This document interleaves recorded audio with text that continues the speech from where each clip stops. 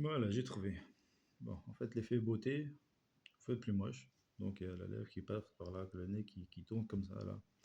C'est n'importe quoi. Donc, l'IA d'Android a encore quelques mises à jour à faire, je crois. Par contre, grande nouvelle, hein, je suis déjà connu sur YouTube. Depuis 2014, j'ai mis des vidéos de drague. Et 6 vidéos avec mon pote fou. Bon, 3 qui ont été déjà supprimées. Parce que le mec est fou, donc il fait n'importe quoi. Moi je trouvais ça marrant, hein, donc j'ai filmé, j'ai mis sur YouTube, et puis bah, visiblement il est trop fou, donc on l'a supprimé. Donc voilà, je fais partie des gens qu'on aime, hein, comme Crèvecoeur, comme Casanova, comme Xavier Moreau, des gens. Florent Philippot aussi, qui est sur la liste de micro de Variez, là. Donc, sa tête est mise à prix par les Ukrainiens. C'est pas mal aussi. C'est une marque de- d'excellence. Euh, donc, je fais partie de l'excellence quand même. J'ai 3 vidéos déjà de supprimées. Je me félicite.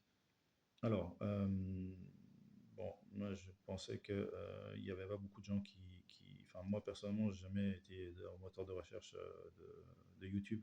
Euh, Bonjour, je me présente. Donc on va pas faire une vidéo. Bonjour, je me présente. Je pense que c'est idiot, hein. Et je pense pas il va avoir beaucoup de vues. Par contre, moi je conseille de continuer là où j'étais quand j'avais commencé, hein, en 2014, c'est-à-dire la drague de rue. Alors, dans la drague de rue, il y a l'Europe de l'Est et l'Europe de l'Ouest. Euh, Commençons par l'Europe de l'Ouest. Alors, les mecs, vous allez quelque part, dans la rue ou quoi, dans un parc, à l'université, partout où vous voulez, habillez-vous correctement, quoi.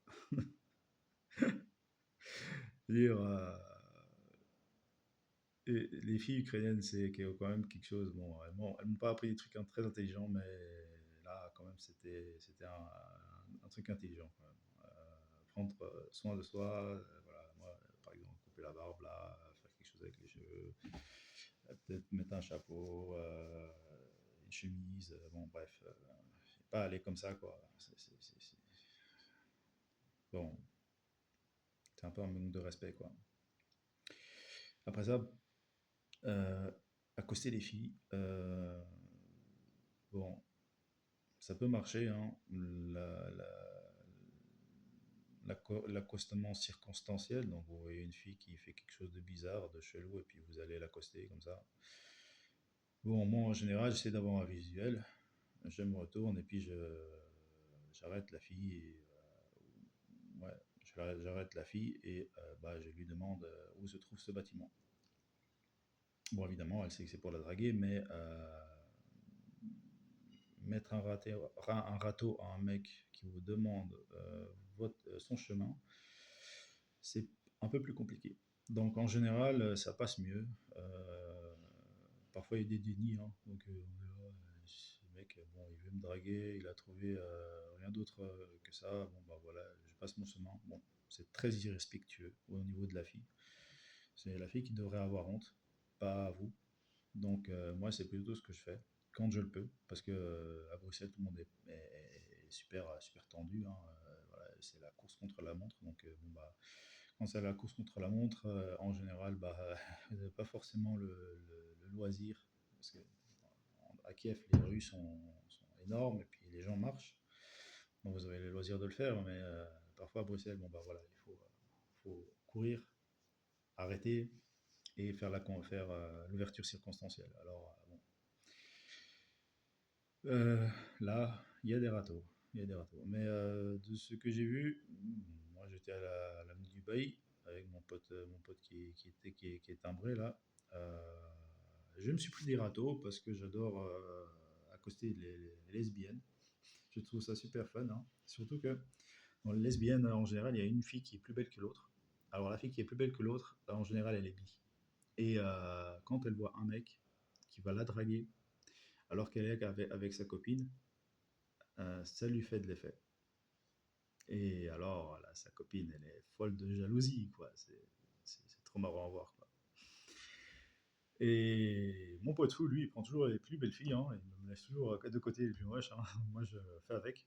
Et bah donc, du coup, je me fais voilà, un râteau, hein, mais bon, je continue, hein, puis je la troll, et puis tellement de foudrage qu'à un moment donné, bah, voilà, elle prend sa fille, elle la capture, puis ils vont dans un coin. Alors, tout ce qui est bar, on va dire que j'ai un peu commencé comme ça, hein. Donc, il y a le bar irlandais à Bruxelles, qui est assez grand. Il y a à Camden Town, il n'y a que des bars. Quand il fait beau, c'est le bon moment. Vous pouvez, voilà, il y a plein de jeunes, hein. Vous pouvez rencontrer plein de jeunes, hein, qui sont là, draguer des filles jeunes, c'est cool. Mais à part ça, bon, je suis pas spécialisé des bars, donc bon, je ne saurais pas dire plus de bars au niveau des bars. En général, ce que je fais, bon, ben, moi je bois pas, donc je traverse le bar, je vais jusqu'au fond du bar, je demande la liste des boissons, je rends la liste des boissons, et sur le retour, je m'arrête à la table où il y a une fille qui m'intéresse. Voilà comment je fais. Ouverture circonstancielle, forcément. Je ne demande pas mon chemin, hein. Je suis dans un bar. Euh, et ça passe ou ça casse, quoi. Donc, ça, bon, les discos, je déteste ça. C'est bruyant. Il y a des mecs chelous, des filles chelous. Euh, et de toute façon, j'aime bien dormir la nuit, donc voilà, quoi. Les bars, très peu, les discos, très peu pour moi. Donc, je sais pas. Donner des rendez-vous. Alors, en Ukraine, c'était l'opéra, la philharmonique, l'organe, le théâtre de drame russe. Ça coûtait ça entre 50 centimes et 1,50 € le billet. Donc, bah, le double, hein. Entre 1 et 3 euros. Ça faisait de l'effet. Évidemment, vous prenez les places les moins chères, et puis comme c'était l'Ukraine, bah, vous alliez dans les places les plus chères. Et puis, les gens, ils disaient rien, quoi. Tout le monde faisait ça, et c'était chouette. Maintenant, je vous déconseille d'aller à Kiev quand même, hein.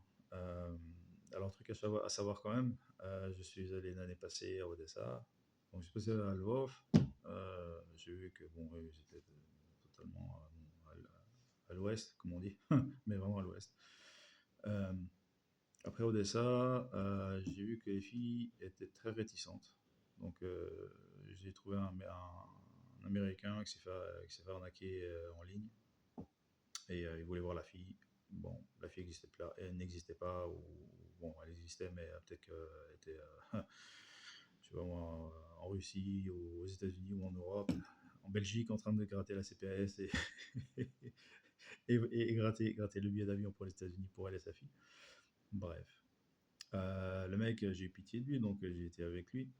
Euh, et puis, à mon grand étonnement, les filles qui sont assises enfin, sur les bancs, qui sont en train de marcher ou quoi, elles ne vous répondent pas. Sauf les filles qui sont sorties de l'Ukraine et qui sont rentrées pour aller à la plage à Odessa pour la saison, et qui vivent plus là.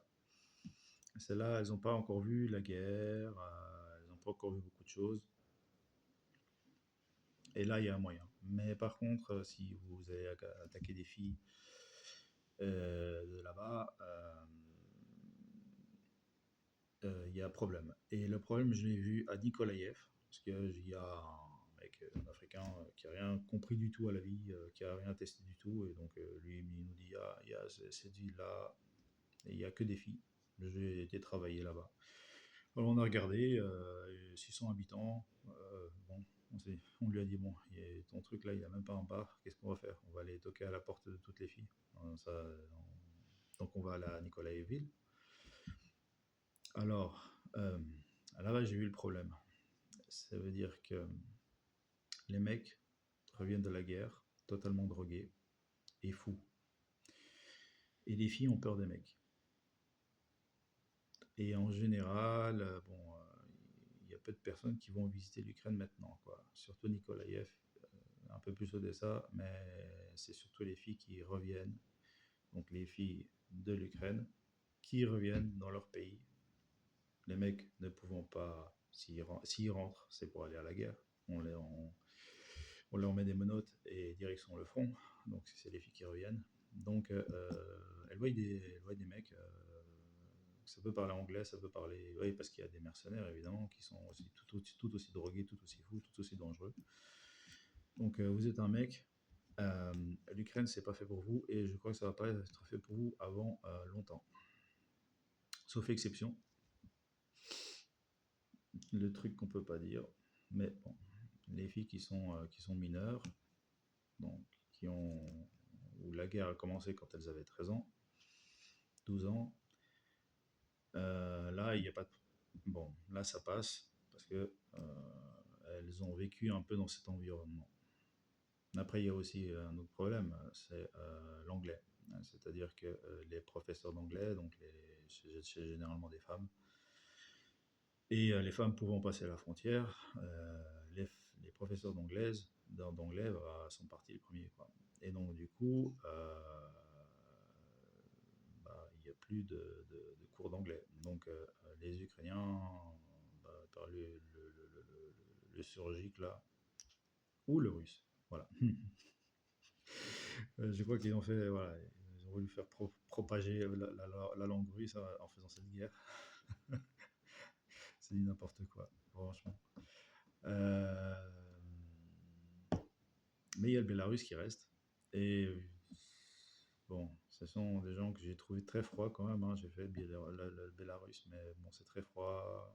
Il n'y a pas, c'est pas comme on dit, c'est pas corrompu, c'est très très strict. Maintenant, arrêter une fille du Bélarus à Minsk et qui est là-bas et lui faire un compliment sur son physique ou comment elle s'habille ou quoi, est-ce que ça va marcher comme ça aussi facilement que c'était à Dnipropetrovsk? Je sais pas, ou même à Kiev, hein. Je sais pas dire. Euh, mais bon, voilà, ça c'est à peu près ce que moi je peux dire de l'Europe de l'Ouest, hein. Bon, il y a une fille que euh, que je suis, Thaïs, je crois. Ouais, je crois que c'est Thaïs. Bon, bref, on s'en fout. Euh, Elle a dit deux trucs. Euh, les mecs de couleur, en général, ils font que de la merde. Donc, les filles ont plus peur des mecs de couleur. Elle-même a eu des problèmes avec ces gens-là. Donc, si vous êtes un mec de couleur, bah, je suis désolé, mais nous, les Européens de l'Ouest, on a eu des mésaventures. Donc, voilà, c'est un peu plus dur pour vous que pour moi. Euh, et puis elle propose plutôt des clubs de danse qu'aller dans la rue. Parce qu'elle dit d'aller dans la rue, ça fonctionne pas, ça fonctionne plus, les gens ils ont peur. Bon, moi j'ai fait du Krav Maga, de la boxe, j'ai eu ma licence de tir sportif à 14 ans, avant que la loi change l'année suivante, mais que je puisse toujours garder ma licence. Donc c'est en canon lisse, hein. Après c'est canon rayé. Enfin bon bref. Je me vois pas forcément aller dans un club de danse. Ou sinon on suit des cours de danse sur YouTube, vite fait pour de la culture générale, mais sinon c'est pas un truc que moi je vais faire. Donc, je vais pas suivre son conseil. Son conseil, il est bidon, aller dans la rue. Moi, c'est plutôt ce que je conseillerais. Surtout si les gens ont des couilles, un minimum de couilles, aller dans la rue. Et si ça marche, si ça marche avec les filles, ça marche aussi avec les mecs. Donc pour trouver un emploi, après, c'est plus simple, quand même. Donc, euh, dans l'Europe de l'Est, les filles sont plus traditionnelles. Donc, elles adorent l'attention. Il y a pas de personnes de couleur, en tout cas beaucoup moins. Donc, quand vous faites un compliment à une fille, en général, elle s'arrête, elle sourit, voilà. Bon, combien de fois mon pote m'a dévancé, parce que mon pote africain m'a dévancé parce que il dit toujours à la fille, voilà, excusez-moi, mais je vous trouve très jolie, voilà. Et la fille, et à mon grand surprise, la fille s'arrête devant lui, là, comme ça, là, comme si lui, il avait fait un tour de magie, mais que moi, j'avais rien compris. Alors que moi, voilà, c'était plutôt des, des- des tournures de circonstances qui ne fonctionnent pas parce que eux, ils croient que vous voulez vous insérer dans leur cercle d'amis. Et dans l'Union soviétique, si vous étiez comme ça, un mec qui fait pote avec tout le monde comme au Portugal, vous êtes un débile mental, on vous nie quoi. Euh, donc ça c'est le truc. À Kiev, les mentalités avaient commencé à changer après qu'ils ont ouvert les frontières avec l'Europe. Donc, mon système fonctionnait déjà beaucoup mieux. Et là, on va. Même avant, non, c'était avant que j'avais trouvé ma destinée. Donc, bon. Non. Euh, Généralement, dans l'Europe de l'Est, vous complimentez une femme, vous avez de l'habillement, éventuellement, vous prenez un sac de roses que vous donnez à un pote. Et voilà quoi. Après, bon, moi, j'ai toujours dragué avec des potes parce que, bon, je cherche un peu l'excellence, ou plutôt des filles un peu plus particulières avec. Bon, je vais me faire de nouveau sauter avec un low body count, hein. Donc, bon, bah, c'est des filles, bon, vous les remarquez, elles n'ont pas encore compris qu'elles étaient des femmes, hein, donc bon, bah, ça s'habille mal, ça ne met pas de maquillage, voilà. Et voilà, c'est ce genre de filles qui m'attire plus, hein. Donc parfois, en Ukraine, je pouvais faire des kilomètres avant de trouver, en général, en plus de ça, elles sont en groupe, hein, donc mais vous faites 2 kilomètres là, et puis vous êtes totalement crevé, et puis vous avez plus d'énergie, et vous tombez sur ces filles-là, bon, bah, vous arrêtez votre coup parce que vous avez plus d'énergie. Maintenant, Dolto, je vois que beaucoup de gens aiment travailler seul, hein, faire leur coup tout seul. Bon, bah écoutez, hein, moi j'aime bien avoir un pote à qui on peut se motiver entre les interactions. Après l'interaction, bon bah, en général ça se fait tout seul, hein, même si, sauf exception, euh, bah, l'un attend l'autre, et voilà. Après, on se remet à papoter et on continue quoi. Alors, en Ukraine, euh, les discos, moi je déconseille, hein. Donc il y avait la disco du centre où il y avait que des Turcs. Que je pense même que cette disco était tenue par des Turcs. Et les filles qui étaient là-bas cherchaient bah, des Turcs avec de l'argent.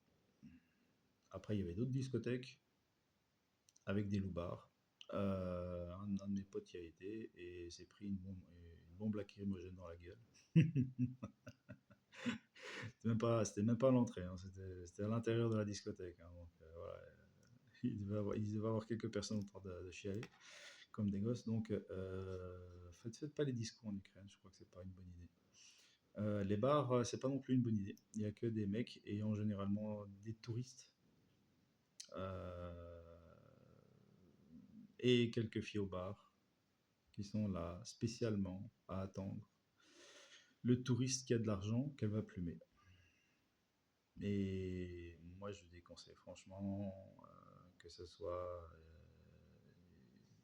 dans n'importe quel pays, d'utiliser l'argent pour faire miroiter les filles. Ça va fonctionner un temps. euh, c'est un revolver que vous mettez sur votre tempe, et ouais, ça saute quoi. À un moment donné, il y a un bug dans perdez votre travail ou quoi. Bon, bref, peu importe, la fille, elle attend de vous des trucs. Moi, je déconseille ça. Euh, c'est mieux d'avoir une relation construite, où vous vous entendez bien avec la fille, vous avez des centres d'intérêt communs, que j'ai pas forcément eu avec la mienne là. Euh, bon, c'est quand même plus simple, quoi. Euh, maintenant, quoi dire? Bon, j'ai fait Budapest, puis très sympa. Il y a le site plat, très facile euh, de s'intégrer. Il n'y a que des touristes. En général, on parle anglais. Bon, les Hongrois ne parlent pas en anglais, sauf les jeunes. Donc, bon, bah, il faut targeter les jeunes. Mais sinon, les Hongroises, les gens qui sont dans les bars, là-bas, ils parlent ce sont des touristes, vu que c'est très touristique.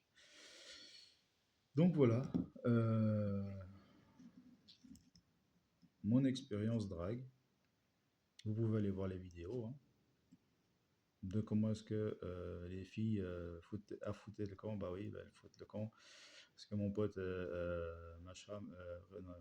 Ruslan, qui n'est pas russe, il vient de la campagne de la région de Jitomir. Il est là pour étudier et il parle surgique. Et les filles qui l'entendaient parler son surgique là de loin, elles foutaient le camp, hein. Il fallait parler le russe et là ça allait, quoi. Mais vous parlez le surgique là n'importe comment, non, ça passe pas, hein. Donc on s'est fait pris des râteaux parce que voilà, il y a aussi il y a l'apparence, et puis il y a aussi la démarche, hein. Bon, si vous habillez bien mais que vous parlez comme un pouilleux, par expérience, non. Ça, c'est recalé.